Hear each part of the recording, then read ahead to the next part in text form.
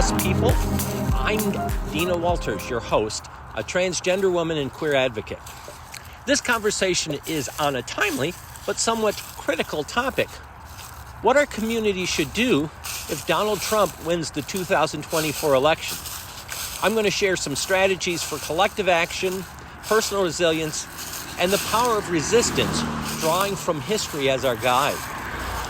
If Trump were to return to the White House, it would bring such significant challenges to our rights and safety. But history shows that when communities unite around a shared consciousness, they become powerful agents of change. Now, group consciousness belongs with solidarity. It means recognizing that our voices are louder when they're together. Throughout history, marginalized groups have faced repression, but collective actions like the civil rights movement, Act Up for AIDS awareness, and marriage equality activism have shown that change comes best through unity. In practical terms, consciousness for us means, one, building safe networks.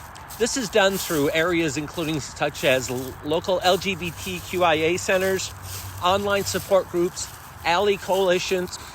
These networks share resources, information, and most importantly, emotional support. Two, we need to organize both nationally and locally. Each person's action actually matters.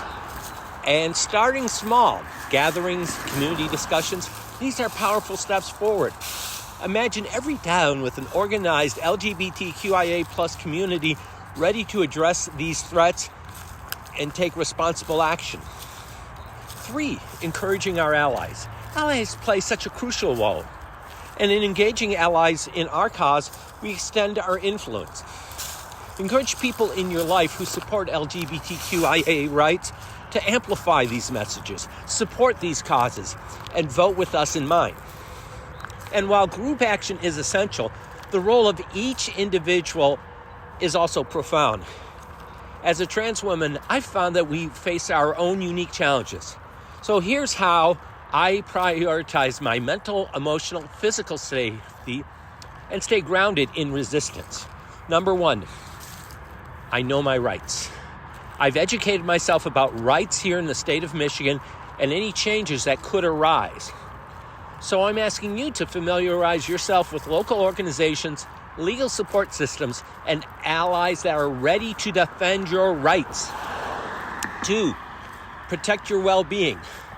Self-care has been the best form of resistance for me. I've prioritized things like therapy, support networks, safe spaces. I've found by taking care of ourselves, we remain resistant and ready to contribute to a larger cause. Three, creating a safety plan. Consider what measures that you would take if policies targeting us were enacted. Identify supportive people, places, and organizations that you can turn to if necessary. Now, having a prepared plan can reduce fear and empower you to respond effectively. Number four, amplify your voice. Each one of us has a story that's sharing and that's revolutionary. Trans women, as well as the whole LGBTQIA plus community, have been silent for too long.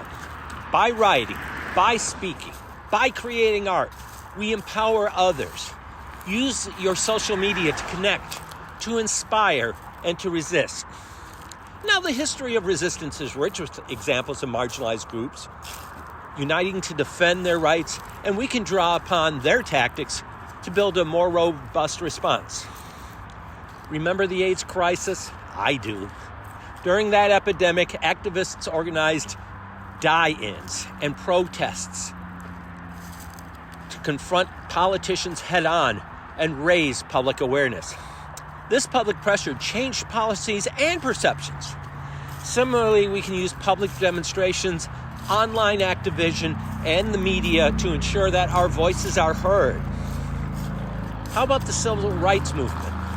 This showed the power of both peaceful protest and legal challenges. By pursuing legal avenues along the public action, the movement established lasting changes. Engaging in legal advocates and documenting rights violations we will face will be so essential to doing this. A little closer to home, Stonewall and LGBTQIA plus rights. The Stonewall uprising is one example that proved the power of unapologetic resistance. And yes, there are many others, but I'm using this as an example because Pride began as a protest, and we must be prepared to reignite that spirit if needed. This could be many being ready to protest, challenge discrimination openly, push for protective legislation in states that remain supportive of LGBTQIA rights, and fight with those in states that don't. So if Trump was to take office, there's going to be many challenges. However, history shows that marginalized groups who resist together find strength, community, and ultimately change. So as we move forward, let's remember that change starts within each of us and extends to the group. The power of one voice joining together with another can create that thunder of resistance. Let's work together to support one another. Stay educated, stay safe, and keep the twin fires of hope and resilience alive. No, we are not alone. No, we are not without power. In fact, together, we are unbreakable. Thank you for joining me, and remember that resistance and resilience go hand in hand. Stay strong, stay proud, and let's continue to write our story. I'm Dina, and that's my perspective.